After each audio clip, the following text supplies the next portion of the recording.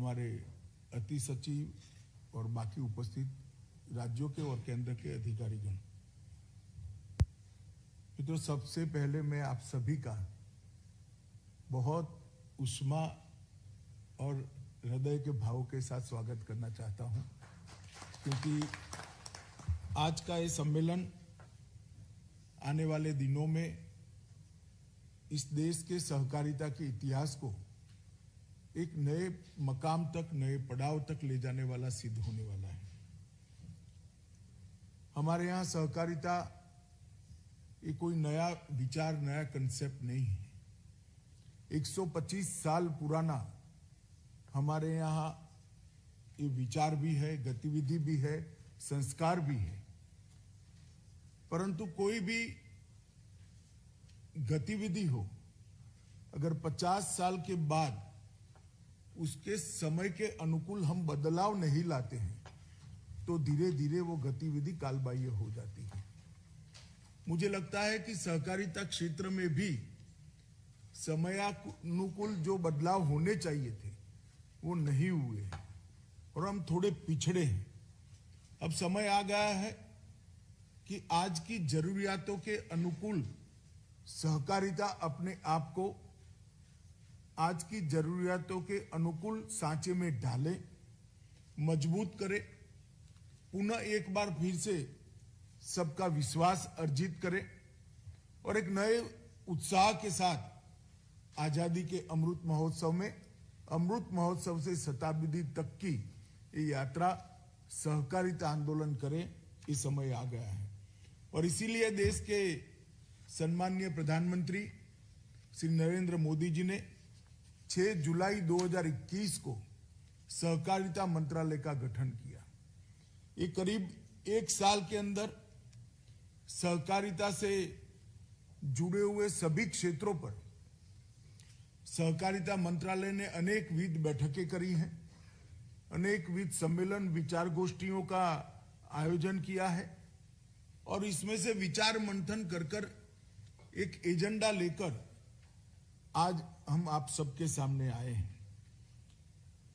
क्योंकि सहकारिता प्रमुख रूप से राज्यों का विषय है, मल्टी स्टेट कोऑपरेटिव सोसाइटी छोड़कर और नीतिगत मार्गदर्शन छोड़कर हमारे संविधान ने सहकारिता की सारी गतिविधियों को राज्यों पर छोड़ा है और वो उचित ही किया है। इसमें कोई बदलाव की जरूरत नहीं है। परंतु इसके साथ साथ ये भी जरूरी है कि इतने बड़े देश में, पूर्व, पश्चिम, उत्तर, दक्षिण, कश्मीर से कन्याकुमारी तक फैले हुए देश में पूरा सहकारिता आंदोलन एक टोन पर चले, एक मूड पर चले, एक ही रास्ते पर चले। अगर वो करना है तो सभी राज्यों ने सहकारिता के मामले में अपनी एक कॉमन विचार तय करना पड़ेगा, एक रास्ता तय करना पड़ेगा। आने वाला हमारा कार्यक्रम भी समान हो, वो तय करना पड़ेगा। मैं मानता हूं उस दृष्टि से ये सम्मेलन बहुत महत्वपूर्ण है और मुझे विश्वास है 2 दिन के ये सम्मेलन के बाद पूरे देश का सहकारिता क्षेत्र एक दिशा में ले जाने में हमें बहुत फायदा होगा। मित्रों, वैसे तो सहकारी क्षेत्र को बहुत सारे लोग कृषि से जुड़ा हुआ क्षेत्र मानते हैं, मगर सहकारिता के कई सारे स्वरूप भी है, कई सारे रूप भी है। मैं आगे भाषण में आपको इसके लिए बात करूंगा। परंतु फिर भी सारी चीजों की मीमांसा कर हम सहकारिता को मजबूत करने के लिए कोई एक इकाई को अगर मजबूत करना है तो किस इकाई को मजबूत करना है, इस पर आते हैं। तो पैक्स को मजबूत करने से सहकारिता आंदोलन को हम ज्यादा मजबूत कर पाएंगे, इसमें कोई दो राय नहीं है, इसमें कोई निर्विवाद बात है। और अब पैक्स को मजबूत करने के लिए ढेर सारी चीजें हम लेकर आए हैं। मैं उसके पहले सभी मंत्रियों को कहना चाहता हूं कि हम सब ने मिलकर सहकारिता के क्षेत्र के लिए टीम इंडिया का भाव खड़ा करना पड़ेगा और सहकारी क्षेत्र के विकास के लिए एक ट्रस्टी की भूमिका में, कि बिना किसी लाग लपेट से, बिना किसी राजनीतिक विचार के, एक ट्रस्टी की भूमिका से अपने अपने राज्य में सहकारिता आंदोलन को मजबूत करने के लिए आगे बढ़ना पड़ेगा। मित्रों, सहकारिता के विगत 125 साल के हमारे पास्ट को भी देखना पड़ेगा। बहुत गौरव हो इस प्रकार का 125 साल में भारत के अर्थतंत्र में सहकारिता का योगदान रहा है। मगर मैं चाहता हूं कि अगले 100 साल में ये इससे भी मजबूत हो और सहकारिता अनिवार्य रूप से भारत के अर्थतंत्र का एक मजबूत पिल्लर बनकर सबके दुनिया के सामने, देश के सामने आए और मोदी जी का जो स्वप्न है $5 ट्रिलियन की इकोनॉमी का, इसमें सहकारिता का बहुत बड़ा योगदान हो। मित्रों, अब तक 125 साल में आज अगर हम आंकड़ों को देखते हैं तो लगभग 8.5 लाख सहकारी इकाइयां हैं। इसमें ढेर सारे क्षेत्र हैं, अलग अलग क्षेत्र हैं, उपभोक्ता, मैन्युफैक्चरिंग, विपणन, इसके साथ साथ भंडारण, हॉस्पिटल भी कुछ बने हैं, आवास के क्षेत्र में बहुत सारी काम हुआ है, परिवहन के क्षेत्र में हुआ है, डेयरी के क्षेत्र में हुआ है, चीनी मिल के क्षेत्र में हुआ है, मत्स्य उत्पादन के क्षेत्र में हुआ है और सबसे विशेष कृषि के एग्रीकल्चर फाइनेंस के क्षेत्र में और कृषि से जुड़ी हुई सारी गतिविधियों में सहकारिता का बहुत बड़ा योगदान रहा है। डेयरी और हाउसिंग की लगभग 1.5 लाख समितियां हैं, 97,000 हमारे पैक्स हैं, मजदूर सहकारी समितियां भी 46,000 हैं, उपभोक्ता समितियां 26,000 हैं, कई सारी मत्स्य उत्पादन की सहकारी समितियां हैं, चीनी सहकारी मिलें भी बहुत सारी हैं और एक प्रकार से 51% गांव देश के किसी न किसी स्वरूप से कोऑपरेटिव से जुड़े हुए और 94% किसान किसी न किसी स्वरूप से, चाहे दूध उत्पादक सहकारिता से जुड़े हो, चाहे कोई फाइनेंस लेता होगा, चाहे कोई अपने उपज का मार्केटिंग के लिए सहायता लेगा होगा, कोई भंडारण की लेता होगा, परंतु 94% किसान आज सहकारिता से जुड़े हैं। ये हमारा एक उज्जवल इतिहास है और देश के अर्थव्यवस्था में हमारा योगदान मैं इसलिए कहना चाहता हूं कि जिस मकाम पर हम खड़े हैं वो मकाम को जानना भी बहुत जरूरी है। कृषि ऋण वितरण में लगभग 20% आज कोऑपरेटिव सेक्टर के माध्यम से होता है। खाद्य वितरण में 35% वितरण आज कोऑपरेटिव के माध्यम से होता है। खाद्य के उत्पादन के क्षेत्र में लगभग 25% खाद्य उत्पादन कोऑपरेटिव के माध्यम से होता है। चीनी का 31% उत्पादन देश का आज कोऑपरेटिव के माध्यम से होता है। स्पिंडल का 29% जिसको तकली कहते हैं वो काम हमारा कोऑपरेटिव के माध्यम से होता है। दूध का लगभग 10% उत्पादन एक ऐसा क्षेत्र है जिसमें हम बहुत कुछ कर सकते हैं, मैं बाद में बताऊंगा उस पर। 10% कोऑपरेटिव के माध्यम से होता है। गेहूं और धान का, गेहूं का 13%, धान का 20% परचेज कोऑपरेटिव के माध्यम से होता है और मछुआरा समितियों के मत्स्य उत्पादन का 21% हमारा कोऑपरेटिव के माध्यम से होता है। मित्रों, जब आज हम यहाँ पर सहकारिता के लिए आने वाले एक दशक के लिए विचार करने के लिए बैठे हैं, तब हमने नीतिगत एक वाक्यता को लाना होगा। हर राज्य की सहकारिता विभाग एक ही मार्ग पर चले, एक ही विषय को लेकर चले और हमारे थ्रस्ट एरिया चाहे अलग अलग हो, परंतु आगे जाने का रास्ता एक हो। आंदोलन पूरे देश में समान तरीके से चले, वो बहुत जरूरी है। अगर हम ऐसा नहीं करते हैं तो आज के सहकारिता क्षेत्र के हम विहंगावलोकन करते हैं पूरे देश का, तो भौगोलिक क्षेत्र की दृष्टि से 3 हिस्सों में हमारा देश बंट गया है। एक कुछ डेवलप राज्य है, वो ज्यादातर पश्चिम और दक्षिण में है। डेवलपिंग राज्य है जो मध्य और उत्तर में है और अंडर डेवलप राज्य है जो पूर्व और पूर्वोत्तर में है। तो एक प्रकार से समान रूप से सहकारिता आंदोलन की सिद्धियां देश भर में नहीं है। हमारा ये प्रयास होना चाहिए कि देश के हर राज्य के अंदर सहकारिता आंदोलन एक समान रूप से आए। जहां पर अभी गतिविधियां बंद पड़ गई है, या मंद है, वहां उसको हमने आगे लाने का प्रयास करना चाहिए। मित्रों, लगभग ये अगर हमें करना है तो एक नई सहकारी नीति की आवश्यकता पड़ेगी। जो सहकारी नीति पूरे देश के हर राज्य का और केंद्र शासित प्रदेश का, बड़े राज्य और नॉर्थ ईस्ट जैसे छोटे राज्य, केंद्र शासित प्रदेशों का भी एक समान रूप से विचार कर सम विकास सहकारिता क्षेत्र का पूरे देश में हो, इसलिए काम करें और नए क्षेत्रों को भी तराशें। मोदी जी ने आज देश के 70 करोड़ गरीबों को उनके जीवन स्तर को ऊपर लाने का काम किया है। हर एक को घर देने का प्रयास किया है। हर एक को मोदी जी ने पीने का पानी अब पहुंचा रहे हैं, गैस का सिलेंडर भी पहुंचाया है। उनको 2 साल से फ्री ऑफ कॉस्ट खाने का अनाज भी दे रहे हैं। 5 लाख तक की सारी स्वास्थ्य की सुविधाएं भी दे रहे हैं। घर में बिजली पहुंच चुकी है। अब उसकी आकांक्षा जगी है। वो देश के विकास में ये 60-70 करोड़ गरीब लोग अपना योगदान देना चाहते हैं, मगर उनके पास पूंजी बहुत कम है। पूंजी कम है, उनको योगदान देना है, तो उसका माध्यम केवल सहकारिता ही हो सकता है, क्योंकि सहकारिता क्षेत्र एकमात्र ऐसा क्षेत्र है जिसमें कम से कम पूंजी में बहुत सारे लोग एकत्रित आकर बहुत बड़ा योगदान दे सकते हैं। और गुजरात का अमूल इसका उदाहरण है। आज 60,000 करोड़ रुपए का व्यापार लगभग छोटी छोटी महिलाओं की दूध उत्पादन समितियां मिलकर करती है। कई जगह तो अनपढ़ महिलाएं करती है। ये इसका बहुत बड़ा उदाहरण है। तो देश के ये 70 करोड़ लोग जो अब आकांक्षा से भरे हुए हैं, उनको आगे बढ़ना है, देश के विकास में योगदान करना है, इसको हम सहकारिता के माध्यम से जोड़ें। इसलिए सर्वांगीण विकास विचार करने के लिए एक सहकारिता नीति को तैयार करने के लिए एक समिति बनाया गया है।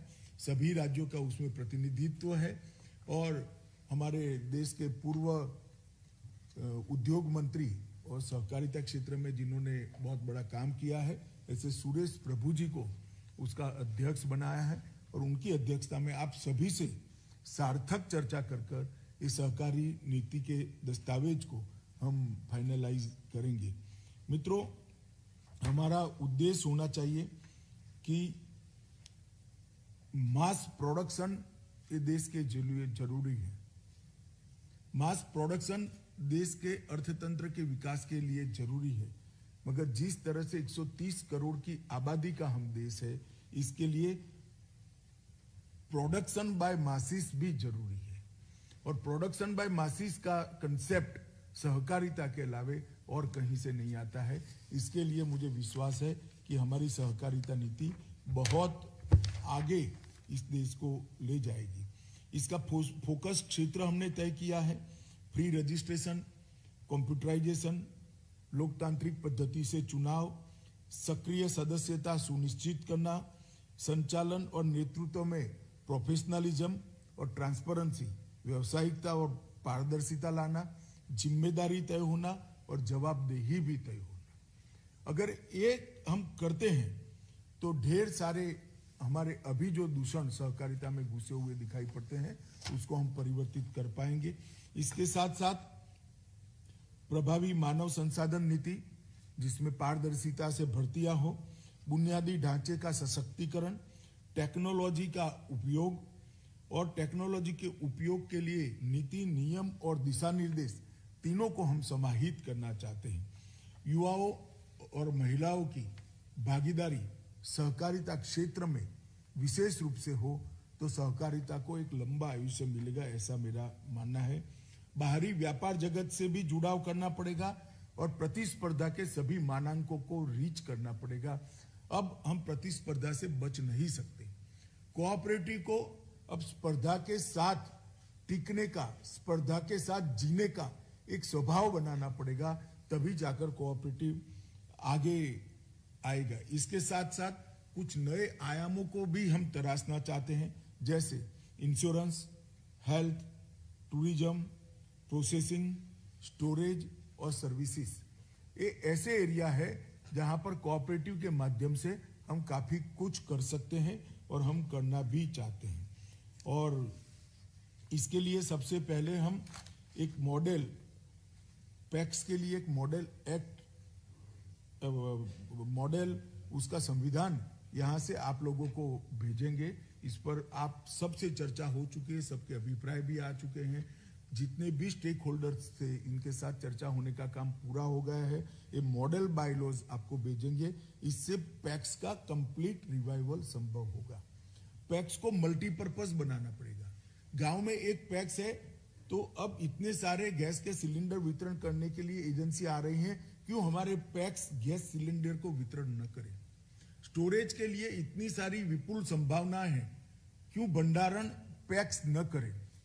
पीसीओज बन रहे हैं तो पैक्स क्यों पीसीओ के क्षेत्र में न हो? अगर जल वितरण के लिए देश भर में समितियां बन रही है तो पैक्स क्यों जल वितरण का काम न करें? पैक्स क्यों आने वाले दिनों में एफपीओ के रजिस्ट्रेशन से युक्त हो? अगर फार्मर प्रोड्यूस ऑर्गेनाइजेशन जो बने, एफपीओ बने हैं, वो पैक्स तो बने हुए ही है।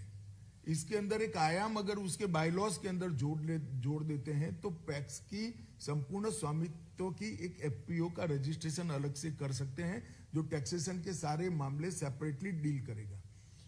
इस प्रकार से ढेर सारे नए आयाम हम इस मॉडल बायलॉज के माध्यम से जोड़ना चाहते हैं। इसके अंदर पारदर्शिता का भी प्रोविजन है, इसके अंदर रिस्पॉन्सिबिलिटी का भी प्रोविजन है और इसके अंदर गतिशीलता का भी प्रोविजन है। मित्रों, अगर ये हम कर पाते हैं तो मुझे पूरा भरोसा है कि हम सहकारी क्षेत्र की मूल इकाई को मजबूत कर सहकारी क्षेत्र को एक नया, लंबा और मजबूत आयुष्य देने में सफल होंगे।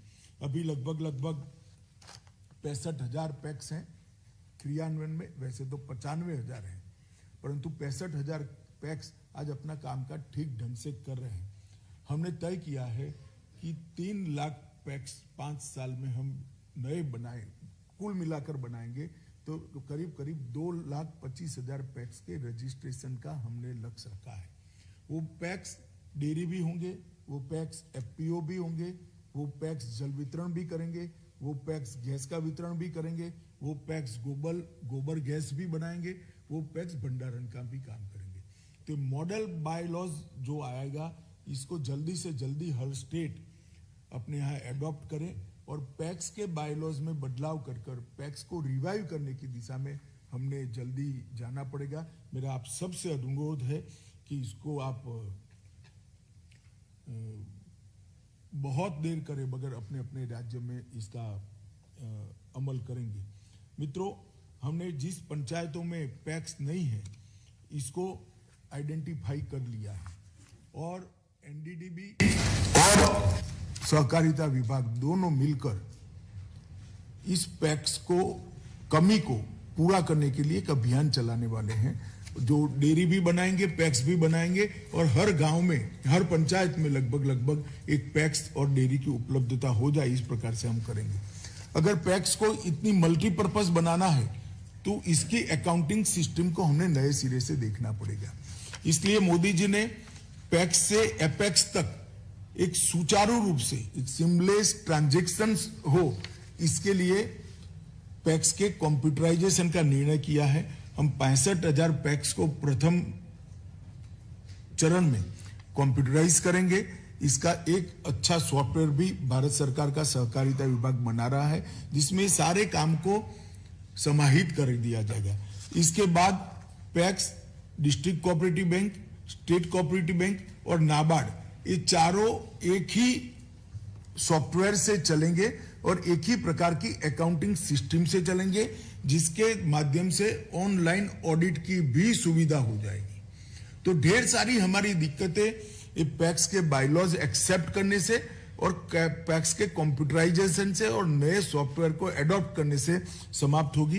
ये सॉफ्टवेयर जो होगा देश की सभी भाषाओं में उपलब्ध होगा, जिससे हर राज्य अपने पैक्स का कारोबार अपने राज्य की भाषा में कर पाएगा। इस तरह से एक बहुत महत्वाकांक्षी योजना सहकारिता विभाग लेकर आया है, मगर वो आप सबके सक्रिय सहयोग के बगैर समाप्त नहीं हो सकती। इसके लिए मेरा अनुरोध है कि इसमें सभी सहकारिता मंत्री इनिशिएटिव लेकर इसको जल्दी करेंगे। जो डिफंक्ट पैक्स पड़े हैं, जो पैक्स आज चल नहीं रहे हैं। मेरा अनुरोध है कि इसको जल्दी से जल्दी लिक्विडेशन की प्रोसीजर कर वहां नए पैक्स बनाए जाए, क्योंकि जब तक पुराने पैक्स का अस्तित्व है आप नए पैक्स को बना नहीं पाएंगे। तो इसकी लिक्विडेशन की प्रक्रिया जल्दी कर दी जाए और नए पैक्स के लिए एक जगह बना दी जाए। अगर पुराने पैक्स को लिक्विडेट की प्रक्रिया शुरू होते ही नए पैक्स की रचना का रास्ता हमारा प्रशस्त होगा। हमने सालों तक इसके केस चलाने का, एडमिनिस्ट्रेटर रखने का कोई तर्क नहीं है, कोई तुक नहीं है। अब जो मर गया है वो मर गया है, इसके कारणों की मीमांसा कर आगे ऐसा न हो ये जरूर करें, परंतु इसको पकड़कर क्या करेंगे? तो इसको लिक्विडेट कर हम नए पैक्स बनाने का रास्ता प्रशस्त करें। एक अभी नीतिगत विचार भी हम कर रहे हैं कि अभी पैक्स सिर्फ शॉर्ट टर्म फाइनेंस कर रहे हैं, पैक्स मध्यम फाइनेंस और लॉन्ग टर्म फाइनेंस भी करे, भले खेती बैंक के माध्यम से करे, परंतु इसके लिए भी पैक्स को अधिकृत करने का एक यहां पर विचार चल रहा है। आप लोगों से चर्चा कर ये बदलाव में भी हम आगे बढ़ेंगे। सहकारी विपणन को बढ़ावा देने के लिए नाफेड का एक संपूर्ण स्वरूप बदलने का हम विचार कर रहे हैं। नाफेड प्रोएक्टिव होकर स्टेट के मार्केटिंग फेडरेशन के साथ रहकर पैक्स को सक्रिय रूप से मार्केटिंग में जोड़ेगा और जो मार्केटिंग का पूरा मुनाफा है अंततोगत्वा नाफेड स्टेट के फेडरेशन, डिस्ट्रिक्ट फेडरेशन के माध्यम से पैक्स में पहुंचे, ऐसी ट्रांसपेरेंट व्यवस्था हम करने जा रहे हैं। इस पर भी हमने चर्चा करी है। इतने सारे बदलाव करने हैं तो हमें ट्रेन मैन पावर चाहिए। हमने फाइनेंस के अंदर कोऑपरेटिव फाइनेंस को जानने वाले युवा चाहिए, कंप्यूटर को जानने वाले युवा चाहिए, कोऑपरेटिव के कंसेप्ट को आत्मसात जिसने किया है ऐसे युवा भी चाहिए। अगर ट्रेन मैन पावर चाहिए तो आज एक भी कोऑपरेटिव यूनिवर्सिटी नहीं है। हमने तय किया है कि एक कोऑपरेटिव यूनिवर्सिटी बनाई जाएगी और राज्य के संघ के सहकारी संघ के तत्वाधान में हर राज्य में इसकी एक एफिलिएटेड कॉलेज भी खोलेंगे, जिससे अलग अलग प्रकार की कोऑपरेटिव के लिए जो ट्रेन मैन पावर चाहिए वो मिलेगा। मानो मत्स्य उत्पादन है तो उसके लिए कोल्ड स्टोरेज वगैरह की जानकारी रखने के वाला एक मैन पावर भी हम ट्रेन करेंगे। इनके डिप्लोमा कोर्सेज होंगे, मार्केटिंग के भी होंगे। एज सच सहकारिता के एडमिनिस्ट्रेशन के जानकार भी लोग होंगे और एक्टिविटी स्पेसिफिक ट्रेनिंग मॉड्यूल ये सहकारिता यूनिवर्सिटी बनाएगी और उसको जिले तक ले जाने का हम काम करेंगे, जिससे ट्रेन मैन पावर मिलने की संभावना बढ़ जाएगी। आज हमारे पास सहकारिता का विकास भी करना है तो हमारे पास डेटा नहीं है। सागर किनारे के कितने गांव में मत्स्य उत्पादन की सहकारिता की कोऑपरेटिव सोसाइटी नहीं है, हमारे पास कोई डेटा नहीं। कितने गांव में डेयरी नहीं है, हमारे पास डेटा नहीं है। कितने गांव में पैक्स है, वो तो बड़ा बड़ा अभी 1 साल से लगे थे तो हो चुका है, परंतु एक परमानेंट डेटाबेस भी भारत सरकार बनाने जा रही है और ये हम डेटा बैंक जो बनाएंगे वो अपडेट होती हुई डेटा बैंक होगी, जिसके माध्यम से हमें वैक्यूम कहाँ है वो मालूम पड़ेगा। अगर कोई चलती हुई सहकारिता प्रॉब्लम में आ गई है तो उसको मदद करने की बात भी कि भाई अरे इस पैक्स का ऑडिट रिपोर्ट जमा नहीं हुआ है, वह देखो जरा क्या है। तो ऑनलाइन पूरे देश को एक डेटाबेस उपलब्ध हो, इस प्रकार का कोऑपरेटिव का डेटाबेस हम बनाने का प्रयास कर रहे हैं। इसमें भी आपका सहयोग चाहिए, क्योंकि डेटा तो अंततोगत्वा राज्यों से आएगा और ये डेटाबेस का एक्सेस हम डिस्ट्रिक्ट तक, डिस्ट्रिक्ट के यूनियन तक देना चाहते हैं, डिस्ट्रिक्ट कोऑपरेटिव बैंक तक देना चाहते हैं। तो फिर इसको सहकारिता क्षेत्र को एक्सपांड करने में और जहां कमी है वो कमी को पूरा करने में ये डेटाबेस काम में आएगा। मित्रों, बीज के उत्पादन में भी हम एक मल्टी स्टेट कोऑपरेटिव बीज उत्पादन की कोऑपरेटिव बनाने जा रहे हैं, जो R&D भी करेगी, बीज की नस्लों को संवर्धित और संरक्षित रखेगी और नई नस्लें भी बनाएगी जो ज्यादा उत्पादन दे पाएगी। तो हम इसके लिए 4-5 बड़े कोऑपरेटिव्स को मिलाकर एक राष्ट्रीय स्तर पर हम बीज की गुणवत्ता बढ़ाने के लिए और हमारे पुराने बीज है उनको संरक्षित और संवर्धित करने के लिए एक कोऑपरेटिव मल्टी स्टेट कोऑपरेटिव बनाने के लिए जा रहे हैं। आज देश में प्रधानमंत्री जी ने किसानों को आह्वान किया है कि ऑर्गेनिक खेती को बढ़ा दे। प्राकृतिक खेती आज समय की जरूरियात हो गई है और किसान की आय बढ़ाने में प्राकृतिक खेती एक बहुत बड़ा हथियार भी बन सकती है।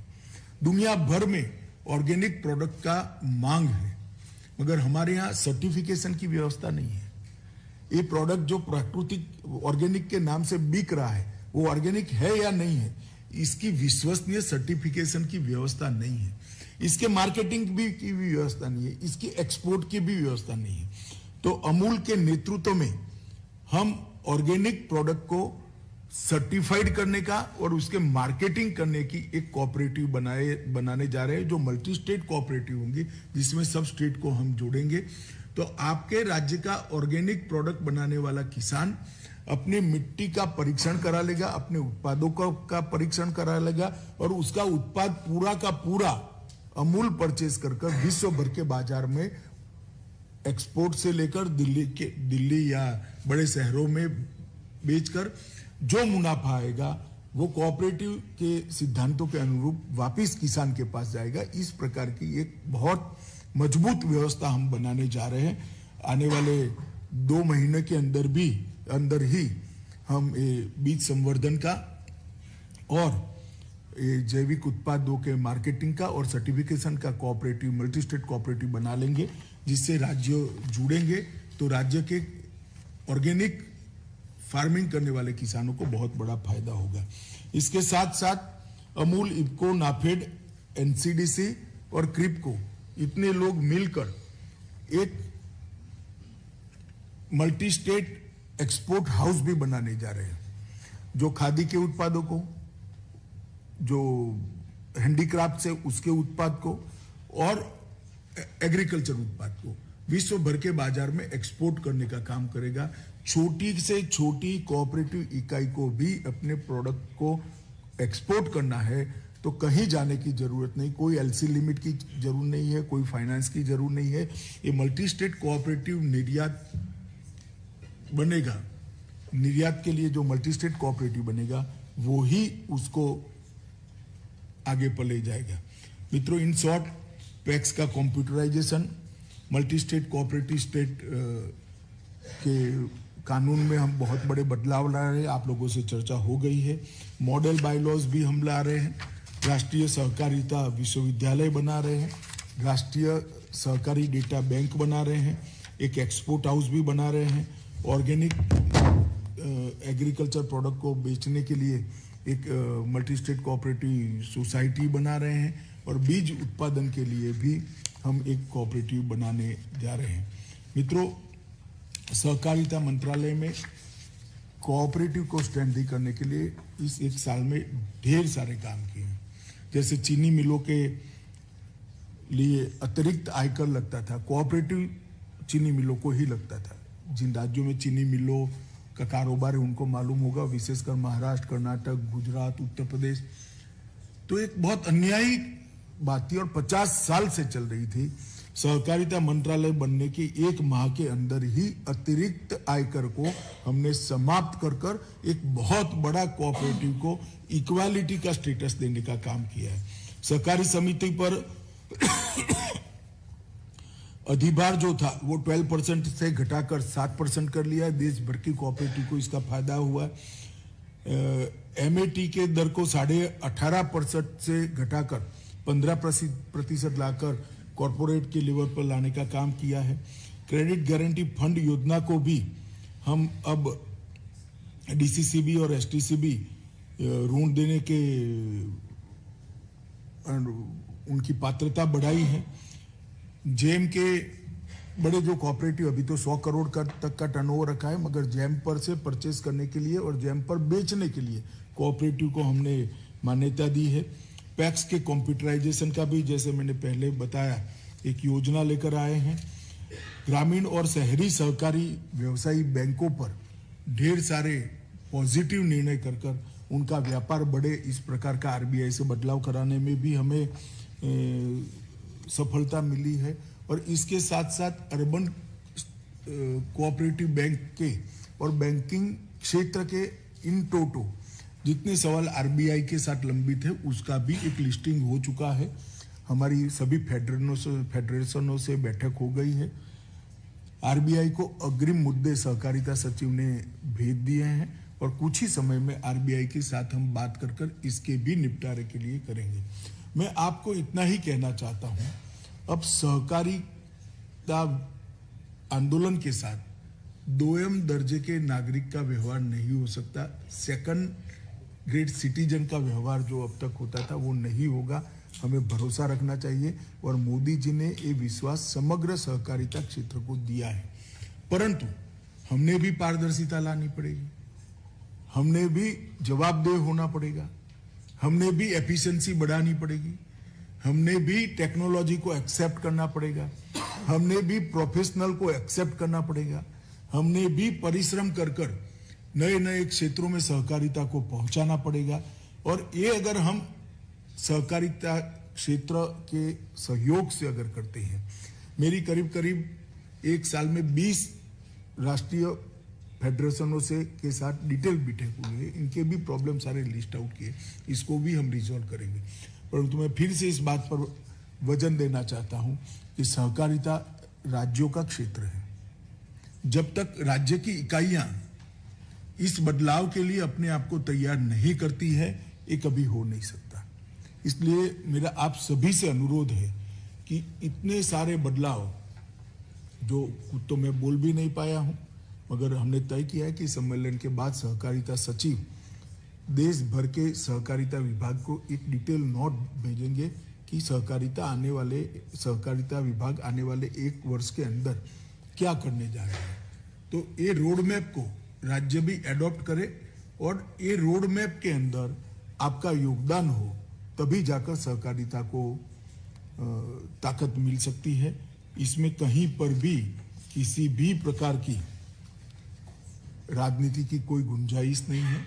ढेर सारा क्षेत्र ऐसा है जहां आप बहुत सारा अचीव कर सकते हैं और सहकारिता का मूल सिद्धांत कॉरपोरेट जो कंट्रीब्यूट करते हैं देश की अर्थतंत्र के अंदर, इसका मूल सिद्धांत है बहुत सारे लोग काम करते हैं और एक व्यक्ति को इसका मुनाफा जाता है, कुछ व्यक्तियों को मुनाफा जाता है। यहाँ बहुत सारे लोग काम करते हैं और मुनाफा बहुत सारे लोगों को मिलता है। तो आर्थिक विकास सम विकास हो, इसके लिए बहुत जरूरी है। तो मेरा आप सबसे अनुरोध है कि ये 2 दिन की हमारी जो कार्यशाला है, और कल भी सचिव के साथ आपके अधिकारी भी बैठने वाले हैं पूरे दिन, जिसमें प्रेजेंटेशन भी होंगे, ये सारी चीज़ों पर क्वेश्चन आंसर भी होंगे, आपकी जिज्ञासा समाधान का भी इसमें रास्ता रखा हुआ है। और ये सारी योजनाओं को राज्य में किस तरह से आगे ले जाना, इसका रोड मैप भी हम बना सकते हैं। तो मेरा आप सबसे अनुरोध है कि रोड मैप को आपका राज्य अडॉप्ट करे और इस दिशा में हम आगे चले जाए। और कृपया कहीं पर भी आपको लगे कि इसमें किसी भी प्रकार का पॉलिटिकल विचार है, तो देर करे बगैर मंत्रियों से मेरा अनुरोध है, सीधा मुझको बात करेगा। मैं यहीं से कह देता हूं, ये आपकी भ्रांति होगी। हमारा कोई आशय कहीं पर भी राजनीति करना नहीं है। कोऑपरेटिव क्षेत्र को अगले 100 साल के अंदर एक मजबूत पिल्लर अर्थतंत्र का बनाकर देश के करोड़ों गरीबों के कल्याण के अलावा इसका कोई उद्देश्य नहीं है। मुझे विश्वास है कि आप लोगों का सहयोग मिलेगा। आप सब यहाँ आए हैं, मनोयोग के साथ आज पूरा दिन हम चर्चा करेंगे, कल अफसर भी चर्चा करने वाले हैं और ढेर सारे फैसले लेकर हम अपने अपने राज्य में जाएंगे और इसको इम्प्लीमेंट करने में अपना योगदान देंगे। सबका बहुत बहुत धन्यवाद।